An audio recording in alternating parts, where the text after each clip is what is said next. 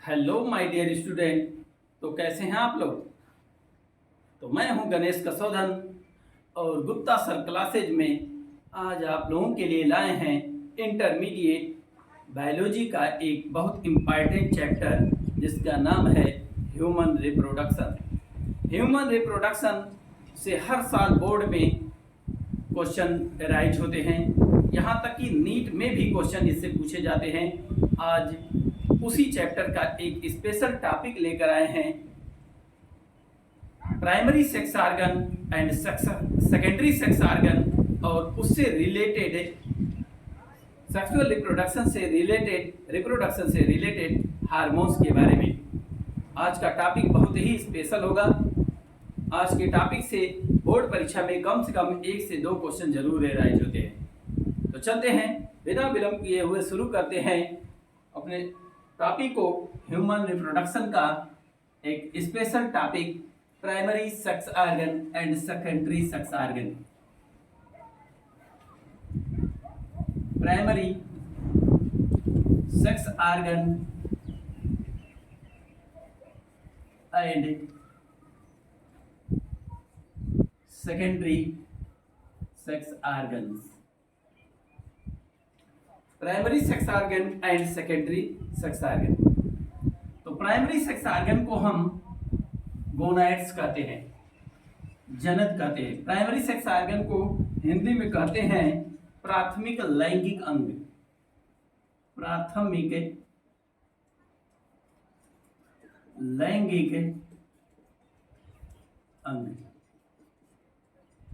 Primary sex organ का discussion पहले हम कर लेते हैं, उसके बाद सेकेंडरी सेक्स ऑर्गन का डिस्कशन करेंगे। प्राइमरी सेक्स ऑर्गन को हम गोनैड्स कहते हैं, आल्सो नोन एज गोनैड्स। और गोनैड्स को हिंदी में कहते हैं जनन। प्राइमरी सेक्स ऑर्गन को गोनैड्स कहते हैं, हिंदी में कहते हैं जनन। इनका काम क्या है? Primary sex organ produces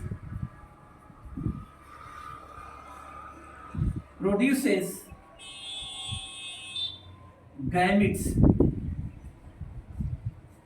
GAMITS, gametes.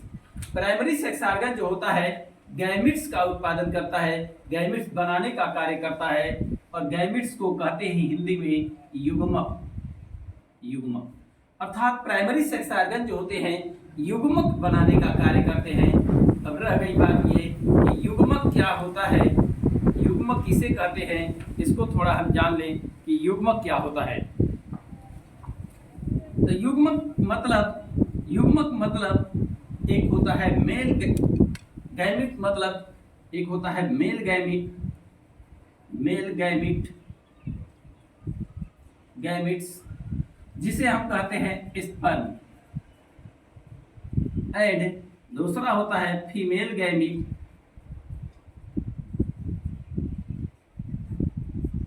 इसको कहते हैं एग और ओवम और अनफर्टिलाइज्ड एग।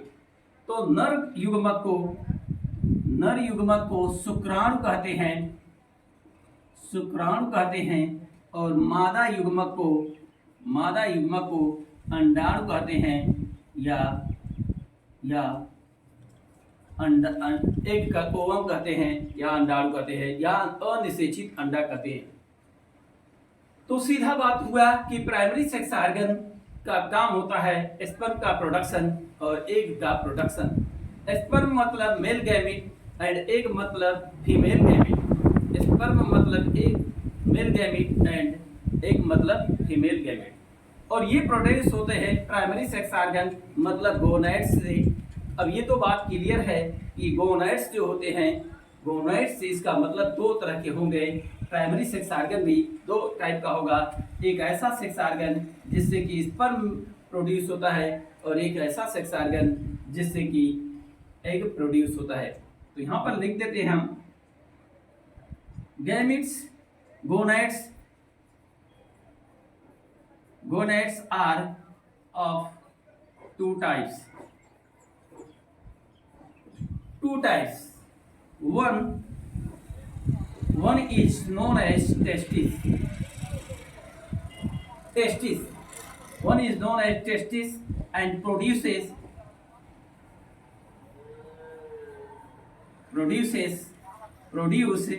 sperm.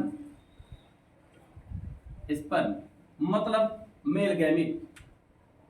एक होता है टेस्टिस मतलब वृषण, जो उत्पादन करता है किसका? शुक्राणु का.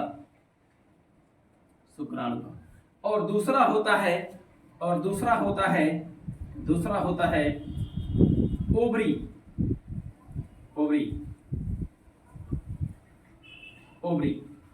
जो प्रोड्यूस करता है एग को. एग आर अनफर्टिलाइज्ड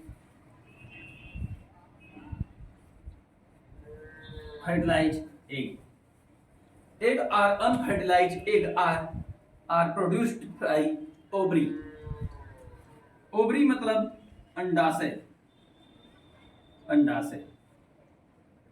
इसका मतलब गोनाड्स जो होता है दो प्रकार का हो गया, एक टेस्टिस हो गया और एक हो गया ओवरी. टेस्टिस एंड ओवरी, यहां पर इसको हटाते हैं, भी मिटा देते हैं. टेस्टिस एंड ओवरी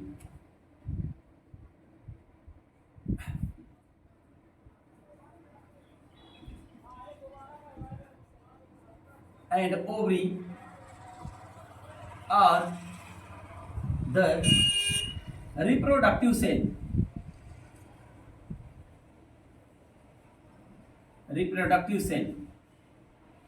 इसमें जनन कोशिकाएं होती हैं. टेस्टिस और ओवरी में जनन कोशिकाएं होती हैं. जनन रिप्रोडक्टिव सेल का मतलब होता है जनन कोशिकाएं. जनन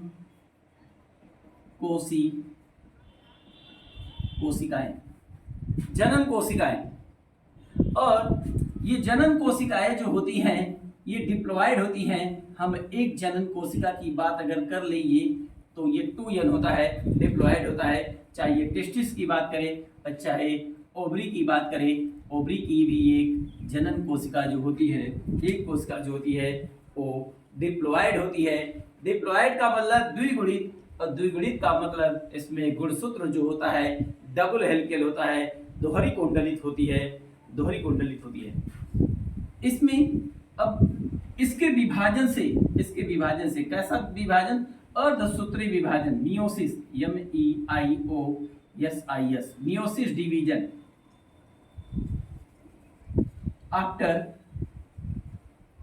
after meiosis division it form four cells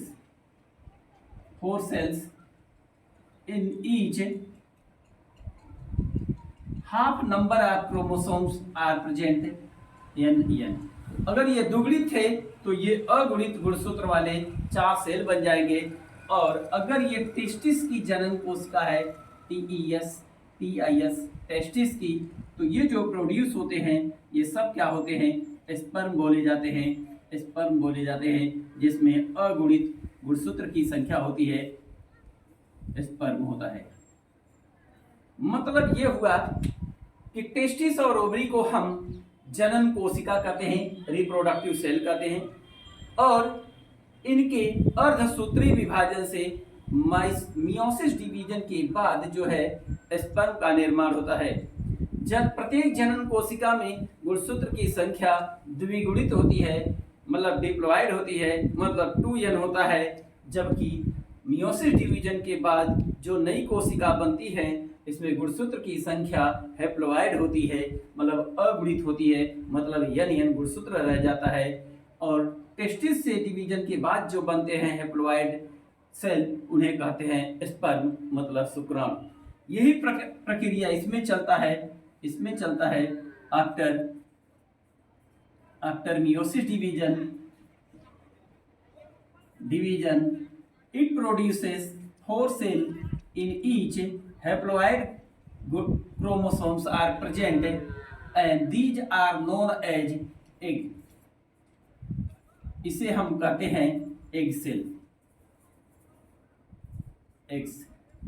मतलब एक्स भी हैप्लॉइड और ये स्पर्म भी हैप्लॉइड होता है।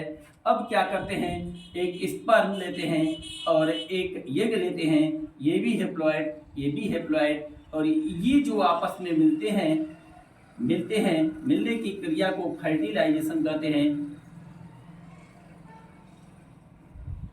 फर्टिलाइजेशन कहते हैं। और फर्टिलाइजेशन के बाद एक नई सेल्स बन जाती है, कंप्लीट सेल, पूर्ण सेल बन जाता है, जिसमें यन और यन मिला करके 2n गुणसूत्र होता है, 2n क्रोमोसोम होता है, और इस 2n क्रोमोसोम को कहते हैं जाइगोट।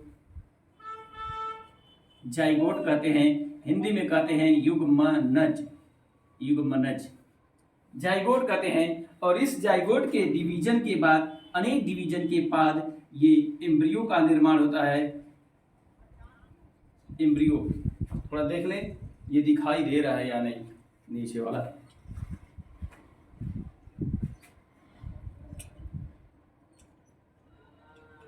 नहीं दिखाई तो नहीं दे रहा है, चलिए कोई बात नहीं, हम साफ करके फिर से आगे बढ़ाते हैं।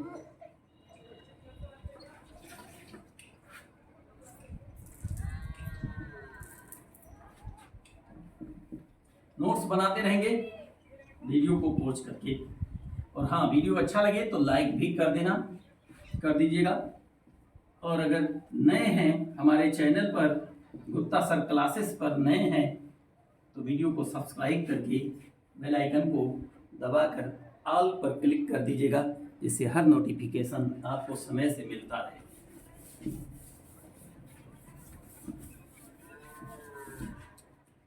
तो मैंने बताया कि testis, TESTIS, testis is male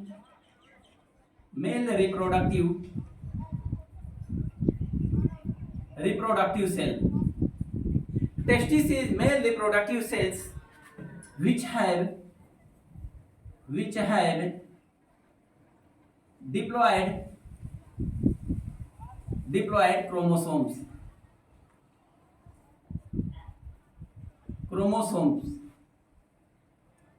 This is one cells of testis which is diploid, मतलब 2n.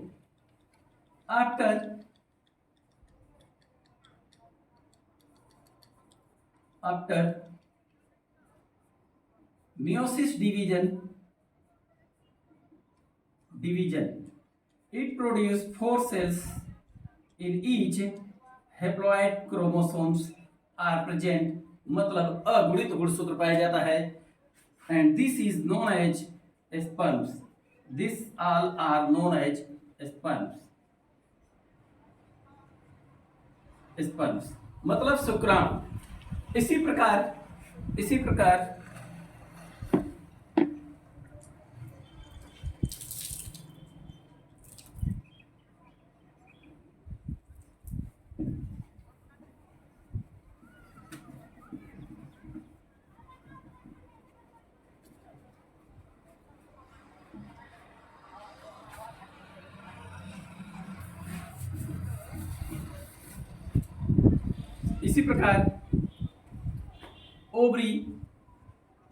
ovary is female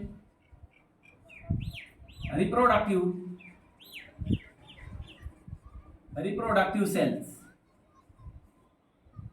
cells which have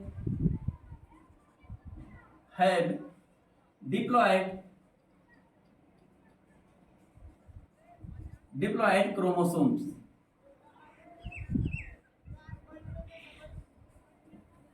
ovary भी एक जनन कोशिका होती है जो फीमेल की होती है, और इसमें गुणसूत्र की संख्या भी 2n होती है। आफ्टर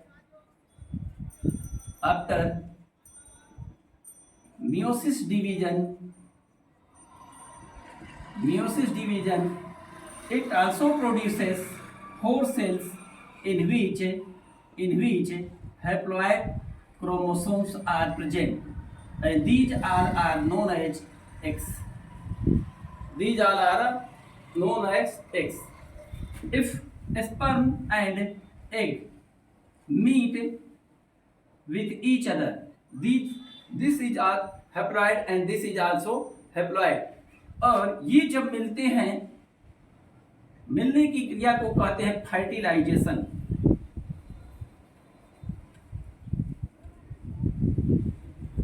फर्टिलाइजेशन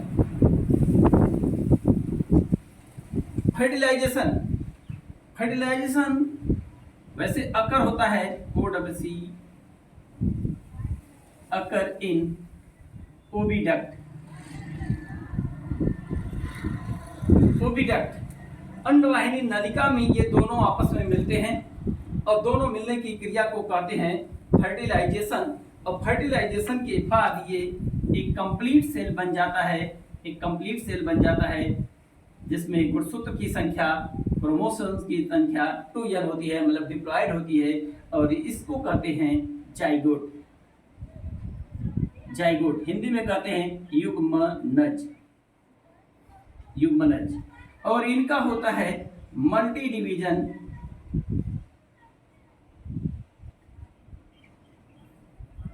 डिवीजन अनेक डिवीजन होता है जिससे ये एम्ब्रियो में बन जाता है, एम्ब्रियो में कन्वर्ट हो जाता है, मतलब भ्रूण, भ्रूण में परिवर्तित हो जाता है।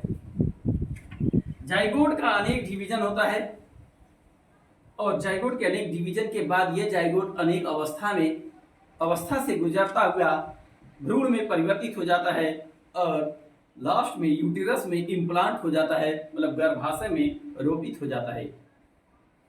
वैसे जाइगोट ये होता है 2n, 2n को हम ZYGOTE जाइगोट कह दिए। इस जाइगोट का डिवीजन हुआ 2, 4, 6, 8 ऐसी कोशिकाएं बनी। डिवीजन के बाद इसको कहते हैं ब्लास्टुला स्टेज। ब्लास्टुला स्टेज में पहुंचता है, ब्लास्टुला के बाद ये पहुंचता है गैस्टुला स्टेज में, और गैस्टुला स्टेज के बाद ये एम्ब्रियो में कन्वर्ट होता है। एम्ब्रियो में ये सब डिटेल्स बाद में चलेगा, जब आएगा तब इसका भी डिटेल्स आएगा, लेकिन अभी हम केवल जनरल आइडिया दे रहे थे कि प्राइमरी सेक्स ऑर्गन के बारे में। अब हम चलते हैं सेकेंडरी सेक्स ऑर्गन पर। नोट्स बनाना हो तो कुछ करके नोट्स बनाते रहें। सेकेंडरी सेक्स ऑर्गन के बारे में अब हम चलते हैं, रिवाइज करते हैं। सेकेंडरी सेक्स ऑर्गन द्वितीयक लैंगिक अंग।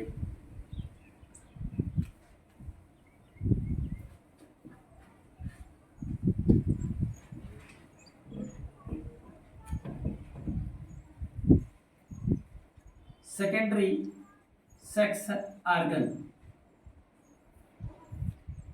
सेकेंडरी सेक्स ऑर्गन को हिंदी में कहते हैं द्वितीयक लैंगिक अंग। द्वितीयक लैंगिक अंग। हिंदी और इंग्लिश इसलिए प्रयोग कर रहे हैं कि जिसको हिंदी मन करेगा वो हिंदी नोट करेगा और इंग्लिश पर मन करेगा इंग्लिश। और थोड़ी बहुत कहीं कहीं हिंदी नहीं लिख पा रहे हैं, इससे भी उतना समझने का प्रयास करेंगे और लिख लेंगे। और हाँ, कुछ चीजें हिंदी और इंग्लिश में जानने से बहुत आसान हो जाता है टॉपिक, इसलिए दोनों का प्रयोग करना टॉपिक को एक आसान बनाने का एक मेथड होता है। अच्छा, ये काम करते क्या है? ये जो होते हैं युग्मक का निर्माण नहीं करते हैं। दे नॉट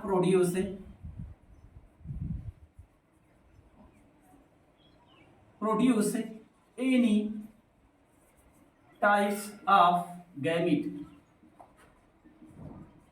ये किसी भी प्रकार का गैमिट नहीं बनाते हैं, मतलब किसी भी प्रकार का युग्मक नहीं बनाते। युग्मक मतलब शुक्राणु और अंडाणु। तो और क्या करते हैं भाई, जब युग्मक नहीं बनाते हैं तो क्या करते हैं? दे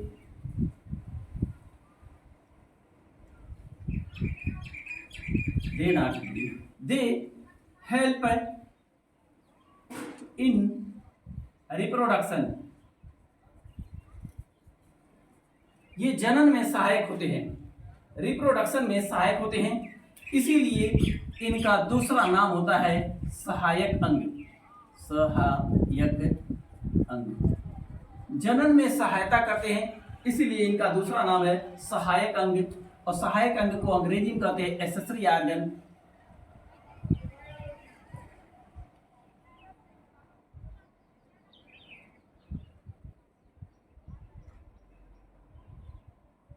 एक्सेसरी ऑर्गन, एक्सेसरी ऑर्गन कहते हैं, सहायक अंग कहते हैं। दे हेल्प इन रिप्रोडक्शन, सहायता करते हैं, जनन में सहायता करते हैं।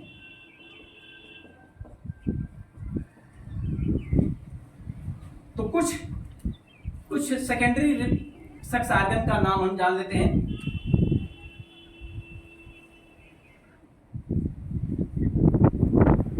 सेकेंडरी सेक्स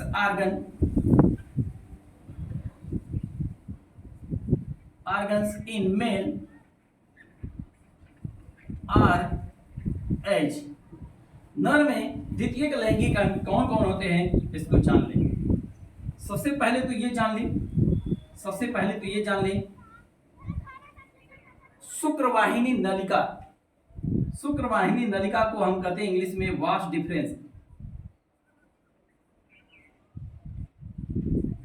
वास डिफरेंस इसे कहते हैं शुक्रवाहिनी, हिंदी में कहते हैं शुक्रवाहिनी। शुक्रवाहिनी, वास डिफरेंस। और क्या होता है, सेमिनल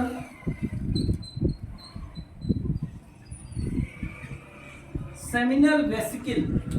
सेमिनल वेसिकल का मतलब शुक्राशय। शुक्राशय, सेमिनल वेसिकल का मतलब शुक्राशय। तीसरा लिख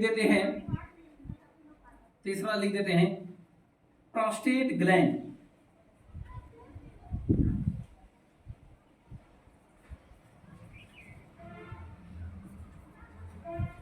प्रोस्टेट ग्लैंड। चौथा लिख देते हैं penis. These are only help in reproduction but do not produce any type of gamete, so they are known as secondary sex organ or accessory sex organ। ये mail के रिप्रोडक्टिव सेकेंडरी सेक्स ऑर्गन हो गए। अगला जो है हम देखते हैं फीमेल के sex organ, secondary sex organ. तो इसे इरेज करते हैं और इसे नोट भी बनाते रहें। अपने खुद का नोट बनाना सबसे बेहतर नोट होता है। मैं बता दूं कि ये उतना पर्याप्त रहेगा कि बोर्ड परीक्षा में और नीट तक के एग्जाम में जो पूछा जाएगा वो क्वेश्चन इससे कवर होता रहेगा। नहीं तो बहुत उलझाऊ पढ़ लेंगे तो वो उलझ जाएंगे टॉपिक में और कभी समझ में नहीं आएगा। बड़ा साफ सुथरा ढंग से इसे पढ़ा जाता है तभी ये समझ में आता है। तो चलिए, secondary sex organ in female. Secondary sex organ in female, मादा में द्वितीयक लैंगिक अंग। तो इसमें लिख लेंगे पहला ओविडक्ट। ओविडक्ट, ओविडक्ट मतलब fallopian tube. Fallopian tube, fallopian tube, fallopian tube मतलब ओविडक्ट। मतलब यहां पर क्या होता है, हियर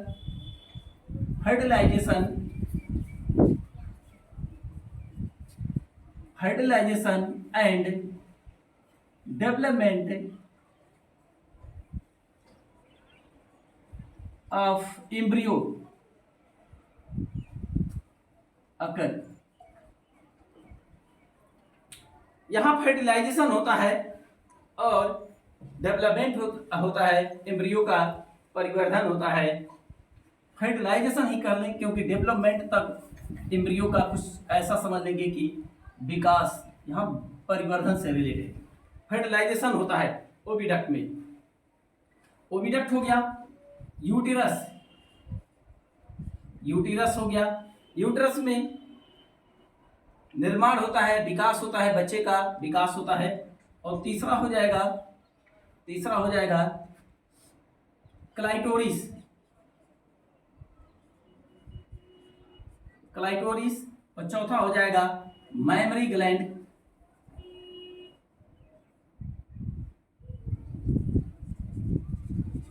मैमरी ग्लैंड्स का मतलब दूध की ग्रंथियां, मतलब स्तन ग्रंथियां।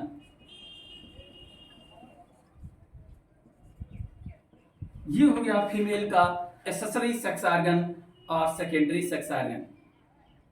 तो बस इतना बहुत ज्यादा कठिन नहीं है, ये कुछ टॉपिक है। अच्छा, ये एक टॉपिक को डिस्कस किया जाएगा एक सेपरेट लेक्चर में, अभी इतना ही जानेंगे सेकेंडरी सेक्स ऑर्गन के बारे में।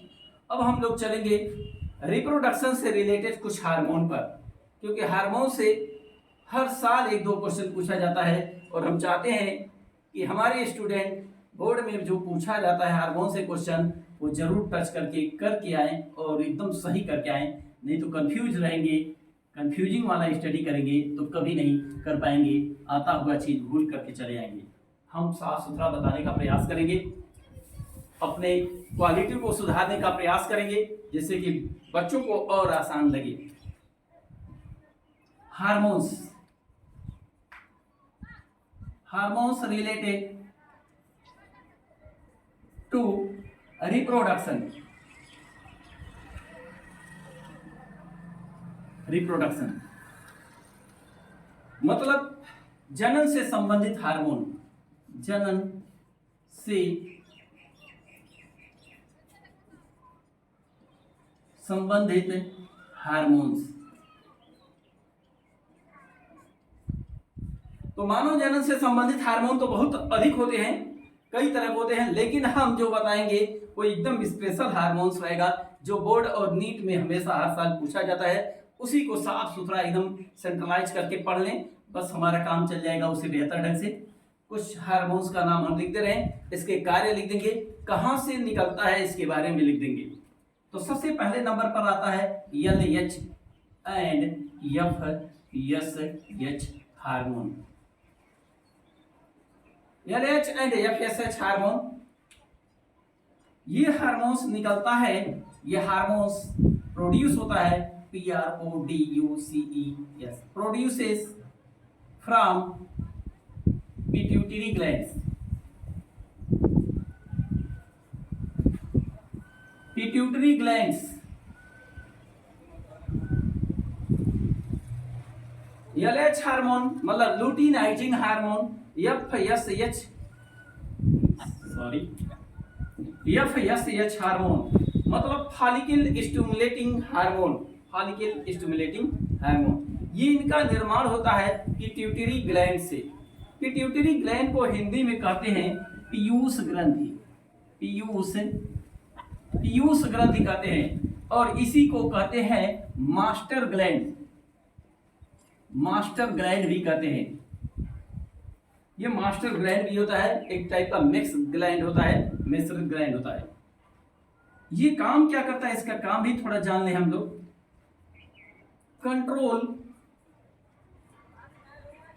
Control and regulate the function of gonads, gonads मतलब जनन। ये जनन की क्रियाविधि को नियंत्रित करता है और समन्वित करता है। जनन की क्रियाविधि को, जनन की क्रिया को नियंत्रित एवं समन्वित करता है, जनन की क्रिया को नियंत्रित एवं समन्वित करता है। तो एक बात तो क्लियर है कि जनन का कार्य क्या होता है। जनन are two types, one is testis and other is ovary. It produce sperms and it produce egg. So it is clear that LH hormone and FSH hormone control the production of sperms and egg. So हम एक बात लिख सकते हैं,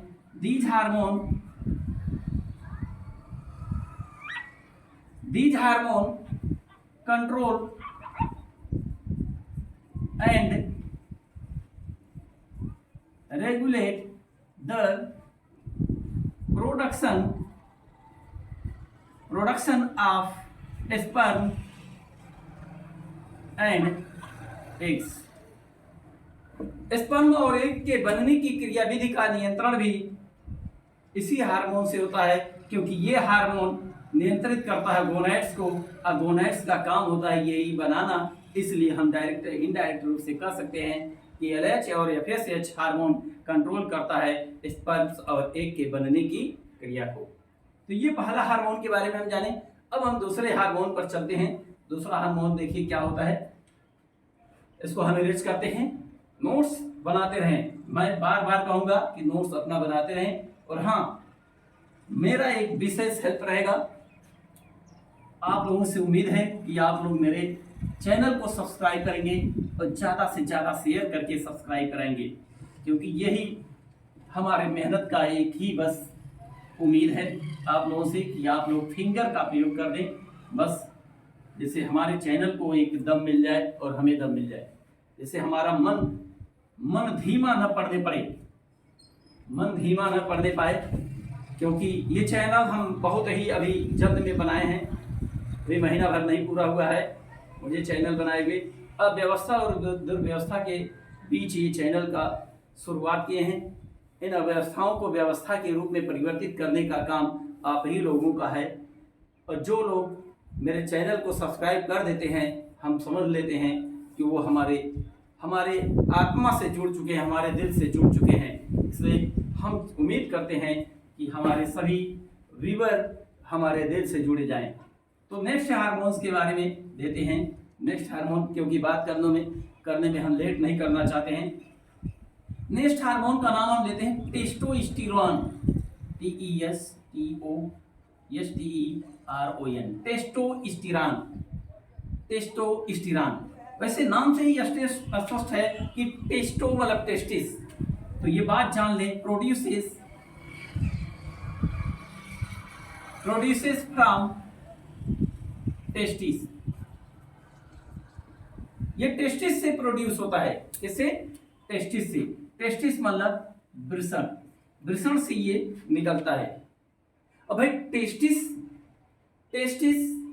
किस में पाया जाएगा, मेल में कि फीमेल में? मेल में। So these are also known as male sex organ, इसे मेल सेक्स ऑर्गन भी कहते हैं।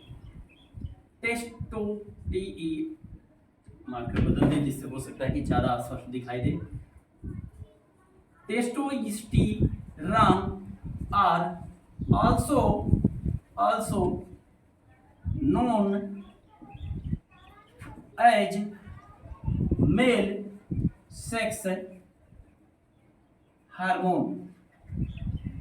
मेल सेक्स हार्मोन, इसे नर जनन हार्मोन कहते हैं टेस्टोस्टेरोन को। अब टेस्टोस्टेरोन का कार्य क्या है इसको भी जान लें हम थोड़ा सा। It produce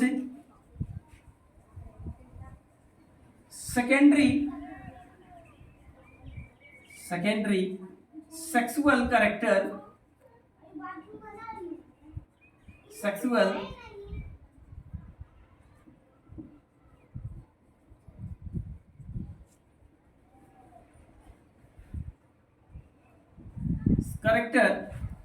in male। Secondary sexual character द्वितीयक लैंगिक लक्षण का ये विकास करता है। ये द्वितीयक लैंगिक लक्षण। द्वितीयक लैंगिक लक्षण क्या है? शारीरिक बनावट में परिवर्तन, मोटी आवाज का हो जाना और तमाम तरह के शरीर पर बाल, चेहरे पर बाल का आ जाना, ये सब सेकेंडरी सेक्सुअल कैरेक्टर होता है। और हाँ, सेकेंडरी सेक्स ऑर्गन का भी डेवलपमेंट इसी टेस्टोस्टेरोन से ही रेगुलेट होता है। तो ये सेकेंडरी सेक्स ऑर्गन को और सेकेंडरी सेक्सुअल कैरेक्टर को ये डेवलप करता है। नेक्स्ट हार्मोन की चर्चा हम करते हैं। थर्ड नंबर पर जो आता है इसका नाम होता है oestrogen hormone.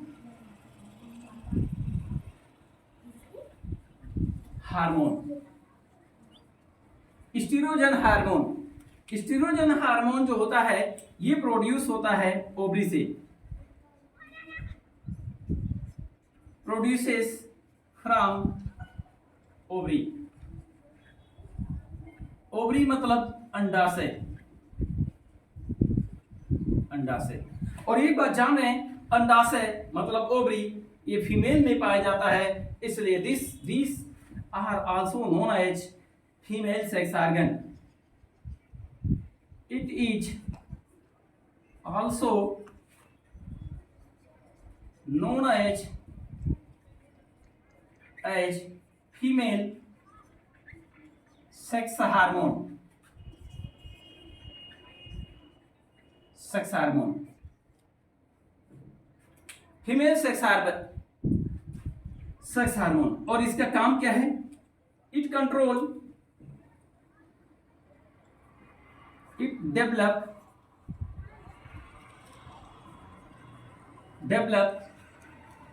secondary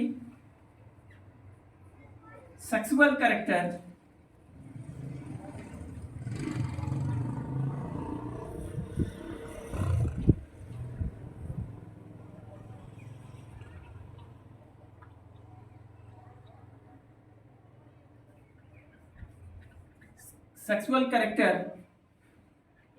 in female। Secondary sexual character, द्वितीय लैंगिक लक्षण का ये विकास करता है, किसमें? फीमेल में। And also regulate the menstrual cycle. Menstrual cycle मतलब एमसी। मेंस्ट्रुअल साइकिल को भी रेगुलेट करता है कौन? Oestrogen hormone. और द्वितीय लैंगिक लक्षण का भी विकास करता है कौन? एस्ट्रोजन। फोर्थ नंबर पर जो आता है उसका नाम है, थोड़ा जान ले उसका नाम, फोर्थ नंबर के हार्मोन का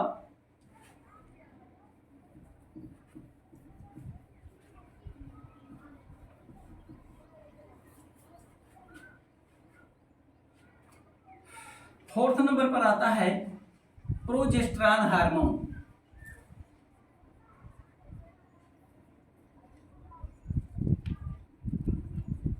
प्रोजेस्टेरॉन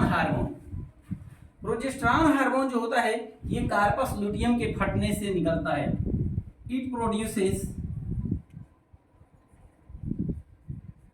आफ्टर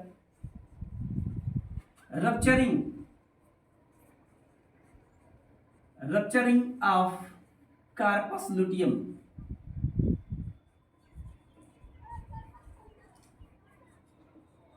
कार्पस लुटियम के फटने से निकलता है यह हार्मोन। और यह हार्मोन का काम क्या होता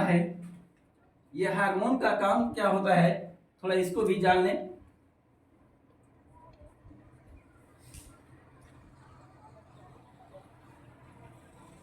it help in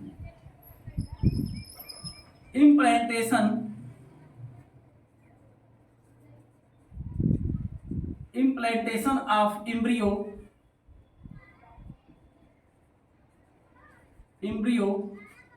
in uterus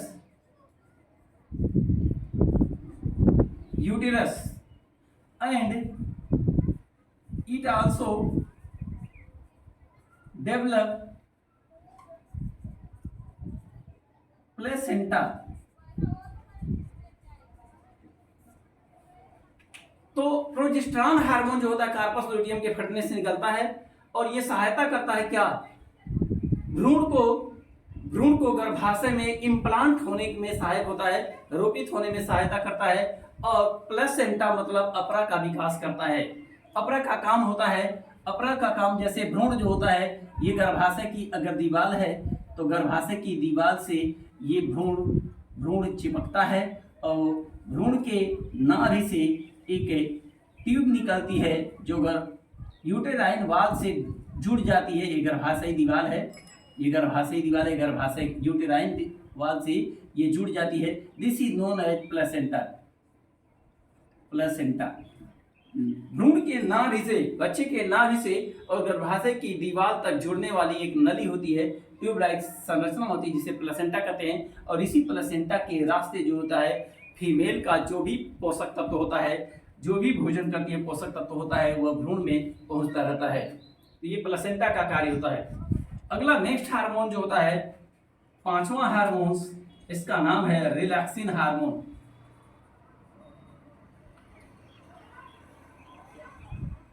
relaxin hormone ये केवल तब प्रोड्यूस होता है during the child birth. It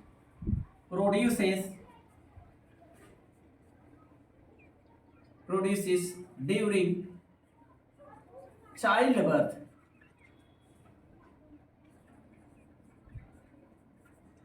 बच्चे के जन्म के समय ये हार्मोन्स निकलता है और क्या करता है, इट हेल्प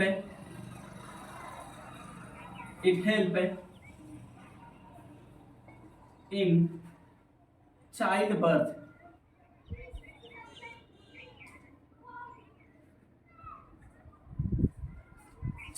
बर्थ। ये बच्चे के जन्म में सहायक होता है। तो इतने हार्मोन को जान लें और प्राइमरी और सेकेंडरी सेक्स ऑर्गन के बारे में जानते रहेंगे। और एक आध हार्मोन होता है, लेकिन खास जो हार्मोन होता है उसकी चर्चा हम कर दिए हैं, और जो आएगा फिर इसका डिस्कशन हम नेक्स्ट लेक्चर में करेंगे। वैसे नेक्स्ट लेक्चर का मेन टॉपिक होगा मेल रिप्रोडक्टिव ऑर्गन।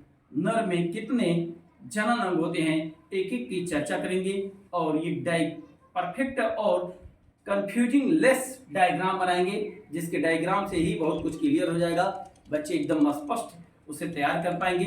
तब तक के लिए बाय बाय।